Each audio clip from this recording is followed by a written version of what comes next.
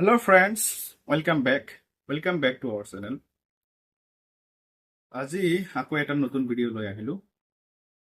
আজিৰ এই ভিডিঅ'ত ইংৰাজী শব্দ গড, এই গড শব্দ দি কেনেকৈ আমি সেন্টেন্স বনাব পাৰো আৰু ইয়াৰ ঠাই বিশেষে কেনেকুৱা অৰ্থ হয় সেইটো আমি আজি আলোচনা কৰিম।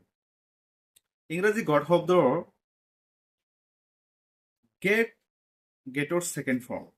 গেট শব্দৰ অৰ্থ হৈছে পোৱা আৰু ইয়াৰ সেকেন্ড ফৰ্মটো হৈছে গড, যাৰ অৰ্থ হ'ল পাইছিল। এতিয়া আহা আমি আলোচনা কৰো গড শব্দৰ পদ কেনেকুৱা মিনিং হয়। গড শব্দৰ অৰ্থ অকল পাইছিল বুলিয়ে নহয়, কেতিয়াবা কেতিয়াবা ইয়াৰ অৰ্থ অলপ চেঞ্জ হৈ যায়। বলা আমি আলোচনা কৰো। তেওঁ ভাল এটা চাকৰি পাইছিল, এইটো ইংৰাজীত কোৱা। He got a good job. He got a good job, ইয়াৰ অৰ্থ হ'ল তেওঁ এটা ভাল চাকৰি পাইছিল। তেনেহলে গড শব্দৰ অৰ্থ ইয়াতে কি হ'ল পাইছিল। এতিয়া বেলেগ এটা সেন্টেন্স দিওঁ যিটো তুমি অনুবাদ কৰিবা। ওকে, মই আপোনাৰ কথা বুজি পাইছো বা বুজি পালো, এইটো ইংৰাজীটো কেনেকুৱা হ'ব? I got you. Yes, I got you. I got you ইয়াৰ অৰ্থ হ'ল মই আপুনি যিটো কৈছে সেইটো মই বুজি পাইছো। ইয়াৰ অৰ্থটো এনেকুৱা হয় যে আপুনি যিটো কৈছে বা যেনেকৈ বুজাব বিচাৰিছে মই সেইটো বুজি পাইছো।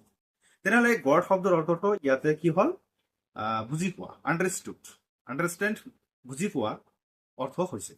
ঠিক আছে, মই আপোনাক ভুল বুজিছো। I got you wrong. Yes, I got you wrong.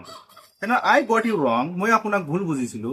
ইয়াতেও গড শব্দৰ অৰ্থ আণ্ডাৰষ্টোড, বুজি পাইছো, এইটো বুজা গৈছে, হয়নে নাই?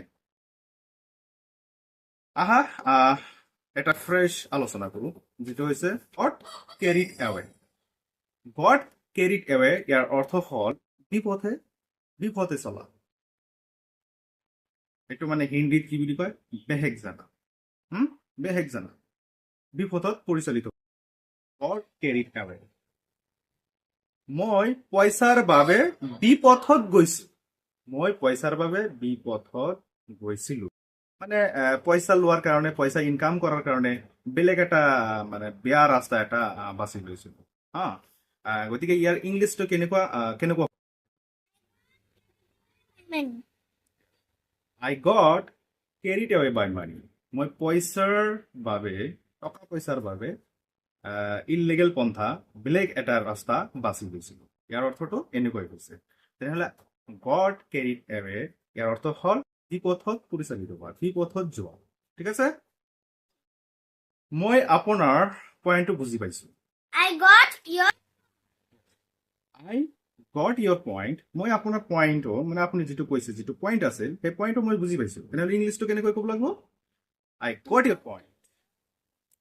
মই তোমাৰ প্ৰতিটো চিটুৱেশ্যনৰ লগতে আছিলো, মানে তোমাৰ যিকোনো অৱস্থাতে মই তোমাৰ লগতে আছিলো। তুমি মানে একেবাৰে হাৰ মানি গৈছিলা, মই তোমাক নানান ধৰণৰ বুদ্ধি দি মটিভেশ্যন দি তোমাক ওপৰ ফালে উঠাইছো। মানে প্ৰতিটো অৱস্থাত মই তোমাৰ লগতে আছিলো।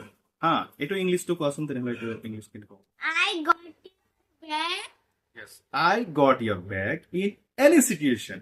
মানে মই তোমাৰ প্ৰতিটো অৱস্থাতে মই তোমাৰ লগতে আছিলো। তেনেহ'লে I got your back in any situation. got back হৈছে মানে তোমাৰ পিছৰ যি অৱস্থাটো আছিল, বৰ্তমান অৱস্থা নহয়, আগৰ যিটো অৱস্থা আছিল সেই অৱস্থাটো মই তোমাৰ লগতে আছিলো। সেইটো হৈছে ইংলিছটো এনেকুৱা হ'ব যে I got your back in any situation. Got your back in any situation. Okay. Got a big mouth. এইটো এটা fresh, got a big mouth। ইয়াৰ অৰ্থ হ'ল যে বেছি কথা কোৱা। যে কোনোবা যদি বেছি কথা কয় তেনেহ'লে সেই ক্ষেত্ৰত ইউজ কৰিব লাগিব got a big mouth। Okay, তোমাৰ ভায়েক বেছি কথা কয়। Your brother got a big mouth. ইয়াৰ অৰ্থ হৈছে যে তোমাৰ ভায়েকে বেছি কথা কয়। ঠিক আছে, তেনেহ'লে আজি গম পালো যে গড শব্দ দি বিভিন্ন সময়ত বিভিন্ন অৰ্থ প্ৰকাশ কৰি কিছুমান সেন্টেন্স ক্ৰিয়েট কৰা, হয়নে নাই?